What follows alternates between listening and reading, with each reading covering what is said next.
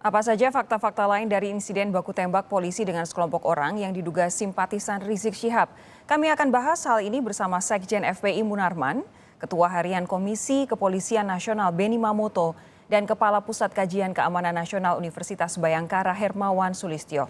Selamat malam, Bung Munarman. Selamat malam, Pak Beni. Selamat malam, Prof. Kiki. Ya, selamat malam, Mbak Sofi.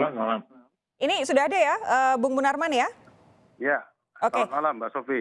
Oke, saya ingin ke Bung Munarman lebih dahulu ya, Pak Beni dan Prof. Kiki. Anda tadi sudah menggelar konferensi pers yang langsung dibantah oleh Kombes Yusri Yunus, Kabid Humas Polda Metro Jaya, dan Kombes Tubagus Adi Hidayat, Dirkrimum Polda Metro Jaya. Ini tampaknya karena barang bukti yang bisa dilihat oleh masyarakat baru yang dipamerkan oleh pihak kepolisian, 2 senjata api dan 4 senjata tajam. Ini akhirnya pada saat ini karena kita belum melihat bukti-bukti yang lain, justru jadi semacam perang opini. Apa yang ingin Anda sampaikan dari sanggahan, terutama dari Dirkrimum Polda Metro Jaya? Ya, itu bukti-bukti palsu semua, nggak bisa begitu sepihak. Dan saya menyatakan tidak benar ada tembak-menembak itu, ya. Coba kalau orang yang nalarnya masih bagus ya, tadi kan sudah diputarkan rekaman. Jelas-jelas pengawal Habib Rizik itu menyatakan bahwa itu kalau mereka ingin memotong, kalau mereka ingin menyalip, berarti kan ada upaya-upaya dari pihak yang menguntit itu untuk menyalip dan berdasar itu kan baru sebagian. Sebentar. Saya Kalau Anda punya banyak mengutip lagi. voice note itu tadi, rekaman suara itu tadi, Anda mengakui itu rekaman suara betul? Ya betul, itu rekaman suara dan itu justru membuktikan rombongan pengacau itu yang akan menyalip dan memporak-porandakan serta melakukan inisiatif untuk menyalip dari rombongan Habib Rizik dan pengawalnya. Itu kan terdengar tadi. Kan terdengar kalau mereka nyalip kita ini. Dan kemudian kan ada nongkrong aja warung kopi. Di mana bentuk serangannya? Coba. Orang waras dan normal pikirannya mendengarkan cerita voice note tadi itu terbantahkan sendiri apa yang dipaparkan ada serangan. Tidak ada serangan. Itu disuruh nongkrong di warung kopi kok serangan. Jadi tidak betul itu. Jadi saya minta sekali lagi media tidak mengembangkan narasi tembak-menembak dan serangan kepada pihak kepolisian. Karena yang menguntit itu tidak menggunakan seragam. Dan tidak menggunakan seragam itu bagaimana bisa dibuktikan bahwa itu dari pihak aparat kepolisian? Kalau pihak aparat kepolisian, sebagaimana yang sudah kemarin disampaikan, ya datang ke rumah Habib Rizik menyampaikan surat pemberitahuan, itu yang baik-baik begitu kita terima kok. Bagaimana? Begini, penjelasan dari Kombes Tubagus Adi Hidayat tadi soal voice note yang Anda akui itu benar adalah Pak Tubagus menyatakan saat kejadian mobil Polri hanya 1. 2 mobil mepet petugas yang akan hentikan lalu melakukan penyerangan. Ada bukti voice note. Ada yang menggunakan senjata tajam, ada yang menggunakan senjata api.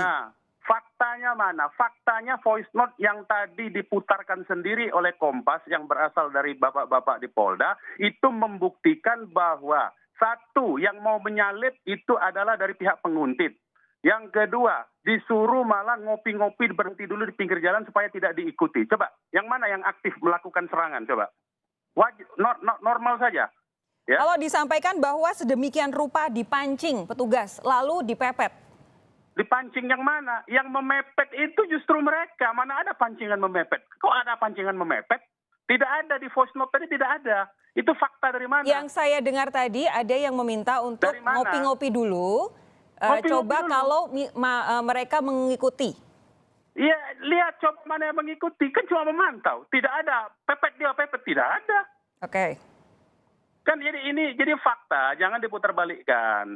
Kemudian narasi dan opini jangan diubah-ubah. Kita sudah paham cara kerja, kita sudah terima mekanisme hukum. Nah, gunakanlah mekanisme hukum. Kalau ada seorang tiba-tiba di jalan, diikuti dengan orang tidak berseragam, tidak menunjukkan identitas sebagai aparat hukum, kemudian mepet-mepet mobil, memecah barisan mobil yang menuju ke pengajian, yang di dalam rombongan itu ada bayi 2 orang. Saya ingatkan, di rombongan itu ada bayi 2 orang, ada balita 3 orang. Ada balita 3 orang, bayi 2 orang, ada perempuan di situ. Bagaimana orang tidak takut bahwa itu adalah preman? Bagaimana orang yang punya pengalaman mengingatkan kepada Anda, melindungi posisi perempuan. saya di sini adalah sebagai jurnalis yang Saya dihadapkan paham. pada dua pihak yang Justru sama-sama itu. menyatakan Justru itu. pihak lawannya Justru. mepet mobil teman-temannya. Justru itu saya bantah fakta itu. Ini ada bayi, ada balita, ada perempuan di mobil, ada orang tidak berseragam melakukan manuver-manuver dengan memepet kendaraan rombongan perempuan dan bayi. Bagaimana sebagai respon dari orang yang ditugaskan mengawal, Laskar tentu saja berupaya untuk mengamankan. Itu faktanya. Dan di voice note tadi sudah terbukti dengan sendirinya. Jadi tidak bisa narasi-narasi dikembangkan di luar fakta. Itu yang kita tidak terima. Sesuai fakta saja. Faktanya tadi menyatakan ngopi-ngopi dulu, lihat mana yang memantau. Kan lihat, bukan menyerang. Oke. Kemudian Bung kalau Munarman ada begini. penyalip, Anda jangan bilang sampai menyalip. polisi yang mepet mobil rekan-rekan Anda. Sementara Pak Tubagus bilang justru rekan-rekan Anda yang mepet mobil polisi. Paham dong di mana kemudian bagaimana kami berusaha untuk menggali dari masing-masing sisi. Tidak bisa. Tadi kan Kompas sudah menyebutkan penyerangan, sudah menyebutkan ada baku tembak. Nggak bisa. Kalau itu mestinya disebutkan menurut versi polisi, begitu dulu dong. Itu yang penting. Faktanya dulu. Jangan dikembangkan narasi bahwa penyerangan terhadap polisi. Sekarang pertanyaannya, anak-anak itu tahu nggak itu polisi? Tidak tahu. Bagaimana tahu itu polisi? Berseragam tidak, menunjukkan identitas tidak, menunjukkan surat tugas tidak. Bagaimana tahu itu polisi? Tiba-tiba masuk ke rombongan mau memepet. Oke. Prof Kiki, saya ingin dengan respons Anda dari penjelasan yang baru saja disampaikan oleh Bung Munarman. Saya? Halo? Silakan, Prof. Nah, begini. Kita pakai bukti empirik saja nanti. Saya kira polisi masih nyimpan banyak ini. Pertama, rekaman-rekaman polisi sendiri, rekaman-rekaman dari anggota FPI yang jaga, yang bertugas ngawal itu. Yang kedua, Munarman mungkin tidak tahu, polisi itu menggunakan Dash TV. Mobil-mobil polisi itu ada alat perekamnya. Halo? Itu kalau yang resmi. Itu kalau yang Ya. resmi. Ya. Yang nggak resmi pun juga ada. Nggak ada Paling itu. tidak, Coba dicek paling aja. tidak. Sebentar, Bung Munarman. Nanti kita lihat aja. Polisi kan juga punya HP. Itu pasti ada rekamannya. Tapi kalau dibuka sekarang, itu nanti ujung-ujungnya hanya berdebat di TV, berdebat di ini, di ruang publik. Dan Munarman dan teman-temannya menggunakan rumus pokoknya. Gitu. Oh tidak, kita pakai fakta, Pak Kiki. Lah, faktanya adalah kita tunggu aja di pengadilan nanti. Anda mau ngomong Enggak apa dong. kalau ada rekamannya? Loh, kalau Fakta pengadilan bagi nanti saya. jangan dikeluarkan Sebentar. dulu Bung jangan Munarman dikeluarkan sebentar. di media. Bung Munarman sebentar. Silakan, Prof. Kiki. Faktanya, kalau Anda sebut faktanya ada anak-anak, ada perempuan di dalam itu teknik klasik menjadikan mereka benteng supaya tidak diapa-apain. Itu kejam, itu kan Anda menuduh kejam itu. itu teknik Anda. itu teknik Pikiran Anda klasik sadis itu. itu Itu teknik sadis Anda klasik. Oke, berpikirnya. sebentar.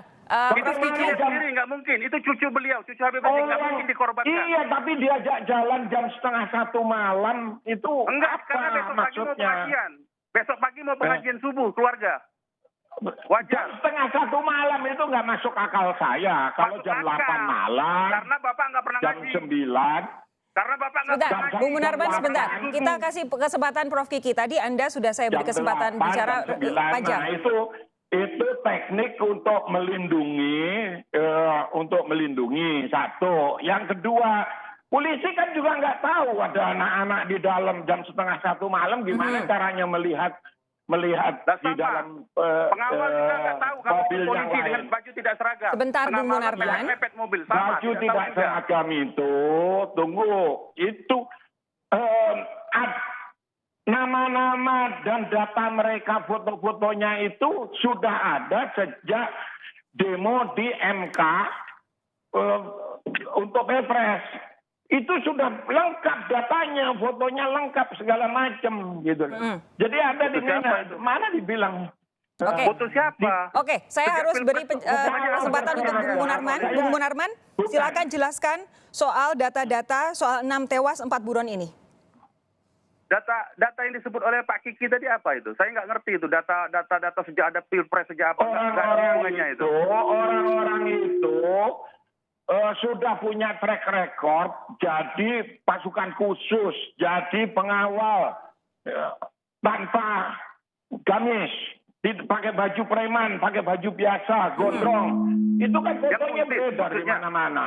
Artinya apa? Kalau Anda bilang ini innocent bystander, itu bullshit, itu nggak ada. Oke. Itu track recordnya aja seperti Track itu. record siapa? Track record siapa?